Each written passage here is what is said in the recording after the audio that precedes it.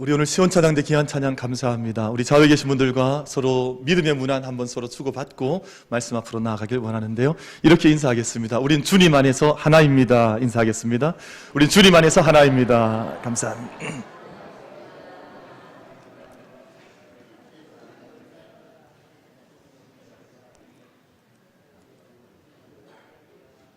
우리가 함께 예수님 믿고 우리가 함께 한 주의 한 교회 공동체 안에 들어와 있을 때 하나님께서 우리를 한 몸으로, 한 영으로, 또 한 공동체로 주님께서 우리를 붙들어 주시고 인도해 주시는 줄로 믿습니다.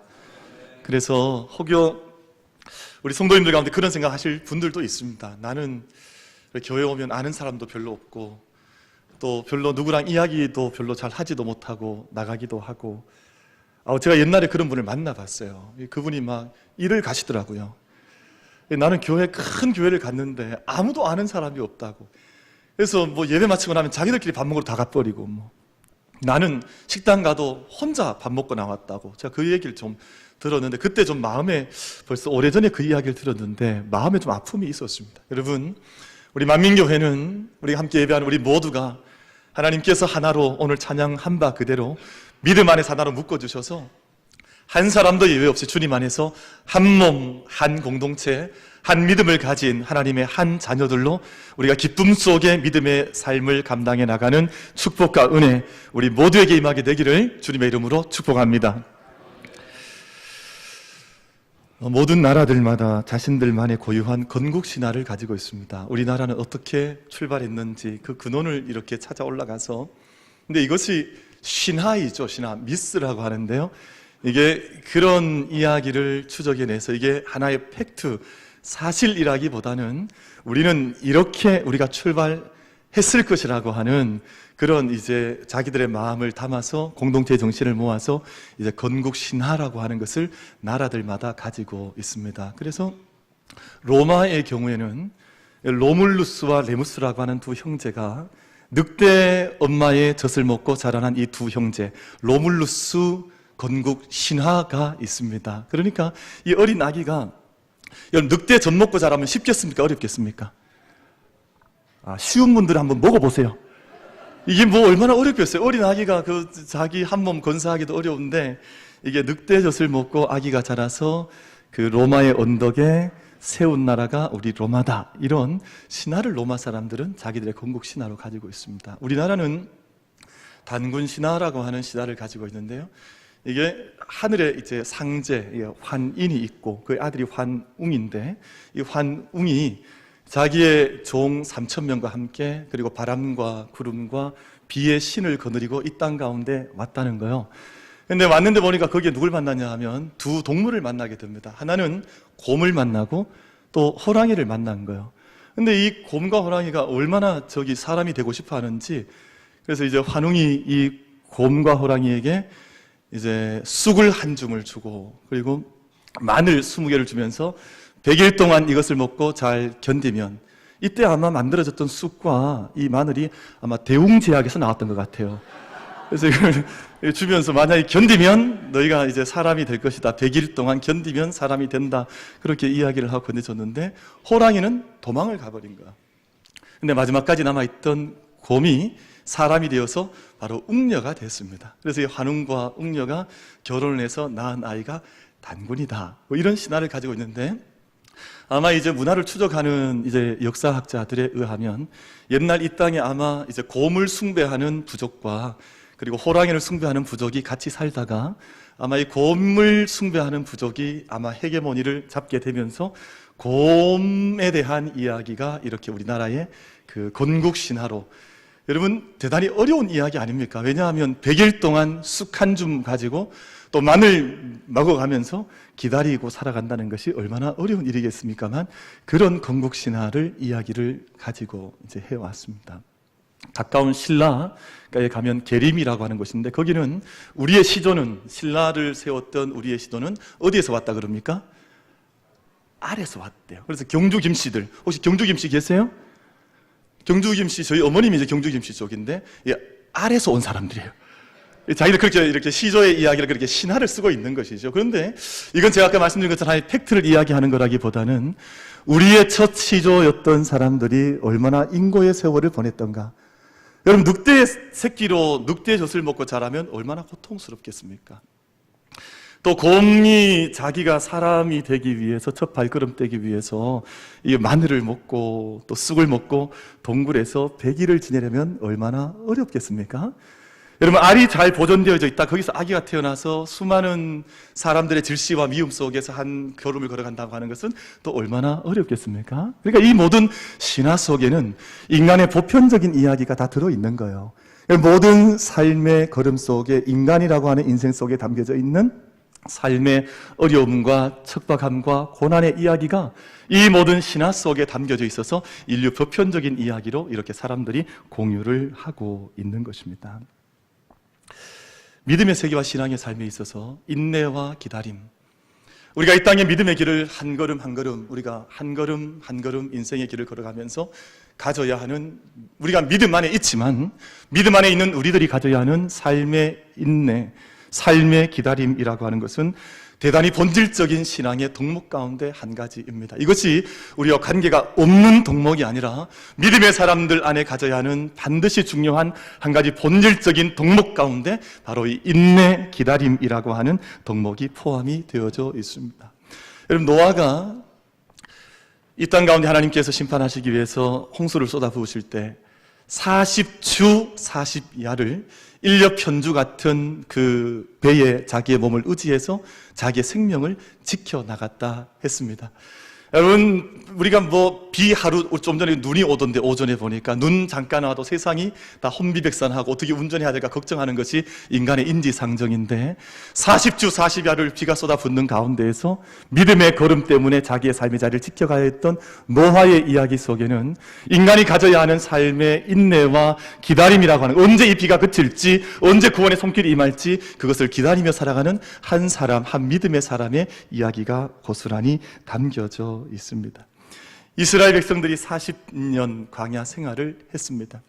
여러분, 40일 혹은 4시간 광야에 가 있으라고 해도 사람들이 그 안에서 목마름을 호소하고 갈증 때문에 쓰러져 나가는데 40년을 한 백성이, 한 민족이 그 땅을 지날 때 얼마나 많은 고난과 기다림의 시간을 거쳐 가야 했겠습니까?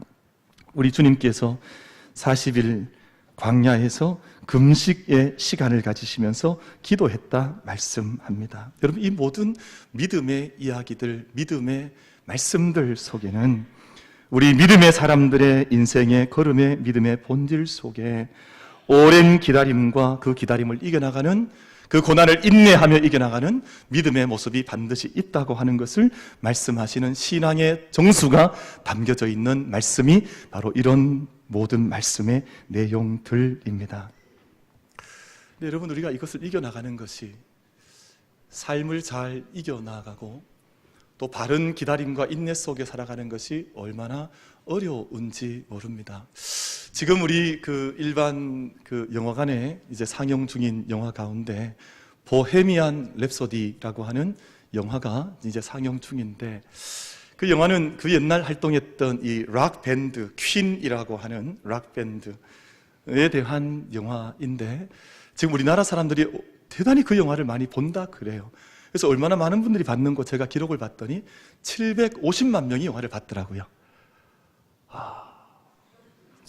저희는 그다지 물론 저희는 다 말씀과 기도를 많이 하시기 때문에 영화를 보지 않으셨을 줄로 압니다만, 수많은 사람들이 그 영화관에 쫓아갔는데, 재미있는 것은 그 영화 속에 마지막에 등장하는 1985년에 그 웸블리 구장이라고 하는 곳에서 이 퀸이 연주를 하거든요. 프레디 머큐리라고 하는 이 리더 싱어가 그 앞에서 노래를 하고 연주를 하는데, 그 앞에서 We Are the Champion이라고 하는 아주 유명한 노래를 부르면, 근데 750만 명이나 되는 우리 한국에, 오늘 우리 시대에 우리와 함께 살아가는 이 나라의 수많은 사람들이 그 노래를 따라 부르는 거예요. 그래서 우리 싱어롱 한다 그러죠. 함께 노래를 따라 부르면서 소위 말하는 떼창을 하면서 그 앞에서 눈물을 흘리고 그 앞에서 기쁨을 누리고 그 앞에서 기다림과 위로의 시간을 그 앞에서 경험하고 있다고 하는 것이에요. 여러분, 저는 이 이야기를 들으면서 마음속에 문화에 대한 힘도 느끼고 노래에 대한 힘도 느끼고 노래가 사람들에게 위로를 줄 수 있구나 하는 것도 느껴보지만, 여러분, 그 프레드 머큐리라고 하는 사람은 45세에 생명을 마감했던 사람이거든요. 젊은 날 노래에 취하고 마약에 취하고 그리고 동성애에 취하고 마침내 이 에이즈를 얻어서 죽었던 사람이거든요. 근데 그 사람의 인도함 속에 부른 노래 속에 750만 명이 함께 나아가서 노래를 부르고 그 앞에서 위로를 받고, 이 세상의 모든 사람들이 기다림에, 자기 인생의 기다림의 벅참과 어려움 때문에, 여러분, 그래서 누가 그 영화를 보러 가냐? 이 사람들이 통계 조사를 좀 해봤더니 대학 시험을 잘 못 친 고등학생들, 85년도에는 아이들이 태어나지도 않았을 때인가요? 그러니까 지 어린 아이들이 그 옛날 불려줬던 노래에 대한, 자기들 들어본 적도 없는 그 노래 앞에 가서 함께 그 노래에 참여를 하는 거예요. 그러니까 오랜 시간 동안 직업을 기다리고 이게 취업을 위해서 준비해 나갔지만 여전히 취업의 길이 막혀져 있는 젊은 청년들이 함께 그 영화관에 간다는 거예요. 그리고 이 세상의 경제적인 어려움, 일터의 많은 어려움들, 그리고 이 땅 가운데 평화의 이야기는 작년에 놀랍게 시작이 되었지만 여전히 언제 끝날지 모르는 두려움과 나라의 어떤 평화에 대한 이야기가 묘한 상태 속에서 막연한 두려움을 가지고 살아가는 수많은 사람들이 그 영화관에 찾아가서 그 노래와 함께 노래를 부르고 눈물을 흘리고 그 앞에서 시간을 가진다는 것입니다. 노래가 가지는 위대함도 느껴보지만, 또 한편 우리가 도대체 무엇을 기다리며 살아가고 있는 사람들인가? 우리는 그 기다림을 어떤 태도와 어떤 자세를 가지고 오늘 우리 이 시대를 살아가고 있는 사람들인가 하는 것을 진지하게 묻지 않을 수 없는 우리 시대의 자화상이 아닌가 하는 생각을 가져보게 되는 것이지요. 여러분, 사람이 무엇을 기다리며 사는가 하는 것은 그 인생의 본질적인 질문입니다. 그리고 그 인생을 무언가를 기다릴 때 여러분, 그 기다리는 삶의 태도와 자세가 어떠한가 하는 것은 그 사람의 아이덴티티와 정체성을 낱낱이 밝혀주는 대단히 중요한 질문이 되거든요. 근데 이 세상의 사람들이 기다릴 것이 없었던 것이죠. 뭔가 자기에게 참된 위로를 줄지 못했던 것이죠. 이 세상에 교회도 많고 정치인들도 많고 수많은 학자들도 많이 있는데 수백만 명의 사람들이 자기가 무엇을 기다리며 살아가고 있는지 알지 못하다가 오늘 갑자기 툭 프레드 머큐리를 만나고 그 앞에 나아가서 떼창하고 노래하고 눈물 흘리고 위로를 받는 그러한 세대가 오늘 우리 세대 속에, 동시대 속에 이루어지고 있는 모습을 보면서 우리는 무엇을 기다리며 살아가는가? 나는 어떤 태도와 삶의 자세를 가지고 오늘 나의 삶의 시간들을 함께 걸어가고 있는가 하는 것을 오늘 말씀을 통해서 함께 들어보고자 하는데요. 오늘 야고보서 말씀을 보면 우리 그리스도인들이 가져야 할 인내와 기다림, 이 모든 것은 주님의 다시 오심과 직결되어져 있다 하는 것을 말씀하여서 우리 그리스도인들은 도대체 어떤 사람들인가? 누가 예수쟁이인가? 누가 크리스찬인가? 누가 예배하는 사람인가? 하는 것을 진지하게 말씀하고 있습니다. 그래서 여러분 7절 말씀을 한번 보시면, 그러므로 형제들아 주께서 강림하시기까지 길이 참으라. 보라, 농부가 땅에서 나는 귀한 열매를 바라고 길이 참아 이른 비와 늦은 비를 기다리나니 너희도 길이 참고 마음을 굳게 하라. 주의 강림이 가까우니라 라고 말씀을 하는 것입니다. 여러분, 그래서 우리 크리스찬이 누구냐? 여러분, 단지 그냥 교회 교족부에 이름 올리고 주의 전에 올라와서 주일 한 주일 한 번 예배하는 그것이 크리스찬이 아니라는 것이죠. 우리가 함께 모여서 교제하는 것도 중요하고 또 인생의 믿음의 삶의 봉사와 섬김도 대단히 중요하고 많은 것들이 다 중요한데, 중요하지 않은 요소는 단 하나도 없습니다만 가장 중요한 삶의 방향과 우리 안에 담겨져 있는 신앙의 비밀이 무엇이냐 하면 오늘 이 말씀과 같이 형제들아 주께서 강림하시기까지 길이 기다리라. 주의 강림이 가까이 임했으므로 너희가 길이 기다리는 삶을 살라고 하는 이 기다림의 사람이야말로 참된 크리스찬들의 모습이요, 이런 기다림이 있는 사람들이 믿음의 사람들인 줄로 믿습니다. 그래서 여러분, 오늘 우리 만민교회 모든 성도들께서는, 우리 함께 예배하는 우리 모든 성도들께서는 여러분, 그 옛날 곰도 마늘 먹고 쑥 먹어가면서 100일을 기다렸다고 하다가 이 사람이 되었다고 하는데요. 여러분, 우린 그런 신화의 이야기가 아니라 이 땅 가운데 이미 이른 비로 오셨고 또 이 땅 가운데 늦은 비로 이 땅 가운데 오실 우리 주님에 대한 늘 찾아오고 계시는, 우리와 함께 하시는 하나님에 대한 간절한 기다림 속에, 그 기다림의 역사 속에 살아갈 수 있는 우리 모든 만민의 성도들 다 되시기를 주님의 이름으로 축복합니다. 여러분, 그 기다림에 대한 가장 좋은 예를 오늘 본문에서 농부라고 하는 사람을 예로 들고 있습니다. 저는 그 어린 시절을 농촌에서 자랐습니다. 요즘 농촌이 위기라 그래요. 왜냐하면 우리나라에 지금 왜냐하면 아기를 낳지 않으니까, 이 아기를 낳지 않으니까 사라지지 않겠습니까? 왜냐하면 만약에 아기가 태어나지 않으면, 아기가 이게 응애하고 태어나지 않으면 그 아기가 태어나지 않는 도시는 사라질 거잖아요. 예를 들면 지금 아무리 뭐 어른들이 계신다 할지라도 어른들이 지금 한 70, 80대 어르신들만 모여 계신 동네는 불과 어른들이 뭐 100년을 살겠습니까? 1000년을 사시겠습니까? 이제 몇 년 후면 돌아가실 터인데, 그럼 아기 없는 동네는 사라질 거잖아요. 근데 지금 우리 최근에 발표되는 뉴스들 보면 가장 빨리 사라질 도시로 의성을 꼽습니다. 큰일이에요. 왜냐하면 저희 처가가 의성 쪽이거든요.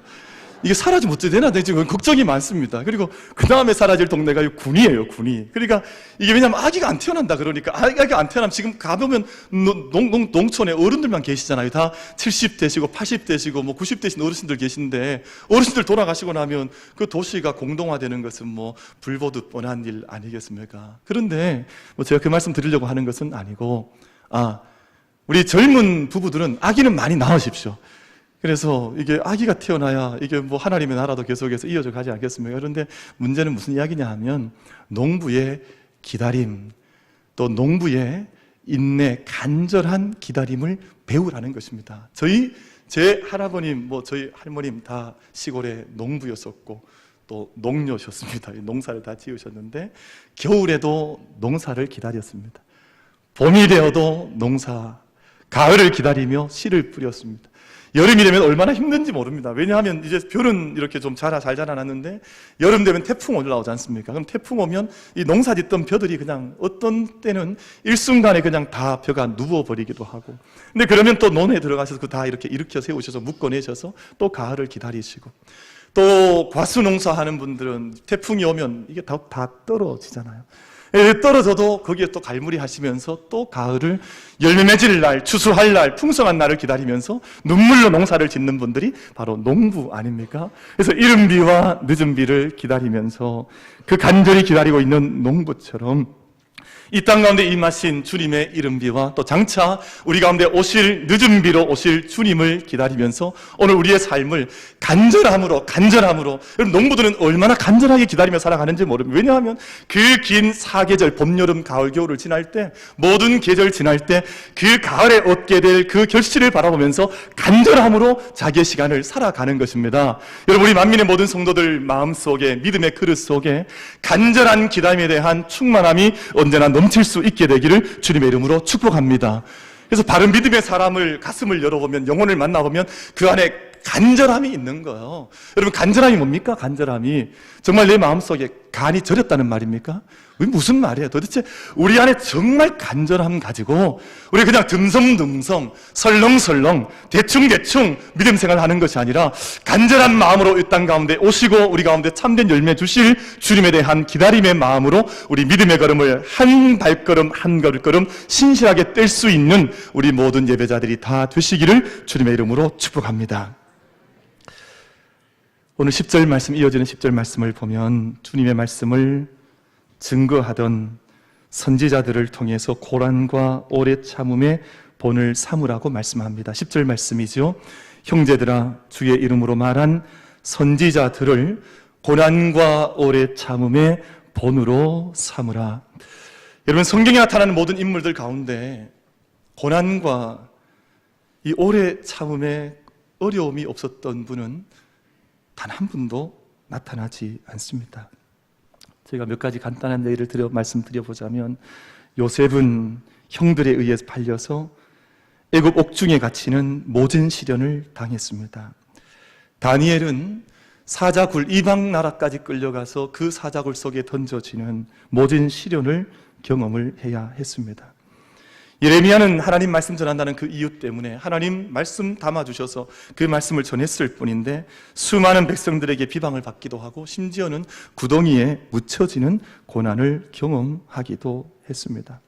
아마 제가 예언을 하나 해보건데 여러분, 믿음의 사람들의 고난과 오래 참음의 이야기는, 이 믿음을 정말 믿음으로 살지 않는 사람에게는 이런 고난이 경험되지 않겠지만, 정말 내가 하나님을 믿습니다, 나는 하나님을 의지합니다, 하나님 안에 서서 살아가겠습니다라고 하는 모든 믿음의 사람들의 삶의 이야기 속에는 아마도 이 고난과 오래 참음의 이야기는 주님 오실 때까지 계속될 것이라고 저는 믿고 있습니다.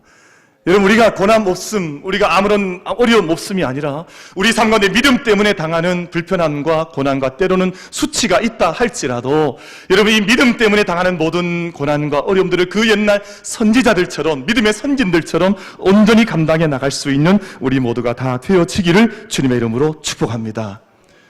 여러분, 우리 전도하시는 분들 다 경험하실 것입니다. 우리가 지금 루디아도 전도 활동을 전도를 열심히 하고 계시고, 이제 방학을 들어갔습니다만, 그리고 우리 오병이어도 오병이어 초등학생들 전도하는 팀인데요. 여러분, 그 전도하는데 얼마나 많은 일들이 생겨나는지 모릅니다. 와서 부모들이, 또 심지어는 믿는 사람들도, 또 심지어는 학교에, 이게 교회 마당에서 함께 전도하는데도 불구하고 그것 때문에 문제가 많아요. 여러분, 전도 하나 할 때 쉽게 전도가 됩니까? 여러분, 전도 말씀 전하고 복음 전하는데 그냥 됩니까? 우리는 참 바른 방법과 바른 길을 찾아 감당해야 할 온전한 길이라 생각해서 감당을 해나가도, 믿음의 어떤 활동들이 이루어지고 나면 반드시 거기에 고난과 어려움이 따라져 오게 되어져 있는데요. 여러분, 모든 인내함으로 그 모든 시간들을 이겨나갔던 믿음의 선진들, 믿음의 선제자들처럼 내가 삶 속에 누리는 믿음 때문에 당하는 여러 가지 삶의 터프한 모든 이야기들을 오직 믿음으로 오전히 인내하며 달려갈 수 있는 우리 모두가 다 될 수 있게 되기를 주님의 이름으로 축복합니다. 어젯밤에 베트남에서 아주 큰 사건이 있었습니다. 우리는 무슨 사건인가 지금 저를 이렇게 보고 계십니다만, 그 베트남에서 스키컵이라고 하는 동남아시아에서 이루어지는 월드컵, 그래서 마지막 결승전이 있었는데요. 거기에서 베트남과 그리고 그 말레이시아가 마지막 하노이 국립경기장에서 마지막 시합을 어젯밤에 했었습니다. 안 보셨죠? 제가 안 보신 걸로 알고 있겠습니다. 그렇게 시합을 했는데, 정말 놀랍게 거기서 어느 팀이 승리를 했냐 하면, 우리 국민 영웅이 된 박항서 감독이 이끄는 베트남 그 대표팀이 승리를 했습니다. 그래서 전체 점수가 3대2로 승리를 하게 되었는데, 지금 베트남은 뜨거운 것 같습니다. 그래서 이 박항서 감독이라고 하는 이 감독께서 나타내시는 파파 리더십이라고 하는데, 아버지 리더십, 이분이 참 귀한 것 같더라고요. 왜냐하면 이 선수들과 같이 말레이시아 긴 비행을 할 때는 혹여 이렇게 부상을 입은 선수가 있으면 자기 비즈니스석을 이 선수한테 내어주는 거예요. 본인은 이코노미석에 와서 불편하게 앉아가고, 오히려 선수들한테 그 편한 자리에 앉아가면서 몸을 돌보라고 그렇게 사실 내어주거나, 혹은 선수들이 좀 이렇게 다리를 다쳤으면 직접 가서 이렇게 발을 만져줘서 마사지를 해주거나, 이런 일을 하면서, 이 사람은 우리가 믿을 수 있는 사람이다, 이 사람은 정말 우리에게 아버지 같은 분이다. 그래서 이분이 가진 리더십을 사람들이 부르기를 파파 리더십, 아버지 리더십이라고 그렇게 부르고 있습니다. 그래서 베트남 사람들이 왜 좋아하냐 그랬더니, 일단 키가 작아서 좋대요. 이 키가 작아서 좋고, 이 얼굴도 도라몽처럼 생겨가지고, 이게 만화 캐릭터에 나오는 사람처럼 생겨서 너무너무 친근하다는 거예요. 그런데 자기가 이끌어가는 선수들을 마치 아버지처럼 대하니까 이 국민성 속에 일어나는 어떤 뜨거운 마음들을 이끌어가는 그런 리더십을 지금 이분이 행사하고 있습니다만, 여러분, 그냥 우리는 지금 이 결과를 보고 많은 사람들이 이야기하지만, 여러분, 불과 몇 년 전만 해도 이분은 우리나라에서 설 곳이 없었던 분이었습니다. 이분이 2017년 9월에 베트남 감독으로 부임을 했는데, 왜 베트남에 갔냐 하면 우리나라에서는 감독 자리가 없는 거예요. 그러니까 감독 자리를 찾아보지만 지금 이 프로팀에서도 감독 자리가 없고, 조그만 실업팀에서도 감독 자리가 없으니까 밀려서 어쩔 수 없이 갔던 것이 이 베트남이었습니다. 근데 베트남에서 2년을 지내는 동안 그 시간을 보내면서 지금 오늘 우리가 이렇게 경험하고 듣고 있는 것처럼 놀라운 새로운 리더십의 시간들을 가지고 있는 것이죠. 그래서 제가 이분이 도대체 어떤 신앙을 가지고 있나 제가 궁금해서 좀 찾아봤더니, 신실한 권사님을 아내로 둔 신실한 크리스찬이더라고요. 그분이 경기 중에 짧게 기도하는 모습이 있어서 왜 저러나 저는 그분의 종교를 제가 알지 못했으니까, 믿음이 있는지 알지 못했으니까 제가 좀 찾아봤더니 신실한 크리스찬. 그래서 모든 훈련이 있을 때마다 하나님 앞에 기도하고, 그리고 모든 시합이 있을 때마다 먼저 무릎 꿇고, 그리고 마지막 경기를 마치고 나면 그 자리에 머리를 자기 무릎에 묻고 잠시 기도하는 그런 크리스찬이더라고요. 여러분, 인내가 무엇입니까? 인내는 쓴 것입니다. 여러분, 우리 옛날 말씀 속에 인내는 쓰고 열매는 달다라는 말이 있는 것처럼 참는 시간은 우리 모두에게 어려운 시간일 것입니다. 왜냐하면 참을 인자를 한문을 가만히 보면 칼도자가 위에 있고 밑에 마음 심자가 있는데요, 칼로 도려내듯이 우리 마음을 도려내듯이, 우리 심장을 도려내듯이 어려운 시간을 내가 기다리며 인내하며 걸어가는 시간, 그것이 바로 참을 인자의 한문적인 의미가 되겠습니다만, 사랑하는 우리 모든 예배자 여러분, 우리 믿음의 사람들, 크리스찬들은 이 땅에서 인내할 수 있는 이유가 반드시 있는 사람들입니다. 프레드 머큐리가 앞에 노래할 때 무엇을 기다려야 할지, 또 무엇을 기다리고 있는지, 왜 여기에 있는지도 알지 못한 채 함께 눈물 흘리고 있는 이 땅의 수많은 사람들 같은 우리 그런 삶이 아니지 않습니까? 우리 그들을 위해서 기도해야 하고 섬겨야 하고 이 땅을 위해서 우리가 더 낮은 곳으로 내려가야 하겠습니다만, 하나님께서 이렇게 분명히 말씀하시기는 우리는 이미 승리의 약속이 있는 사람들, 우리는 가고자 하는 분명한 목적이 있는 사람들. 그러므로 요한복음 16장 33절에서 말씀하신 것처럼 세상에서는 너희가 환난을 당하나 담대하라, 내가 세상을 이기었노라 하시니라.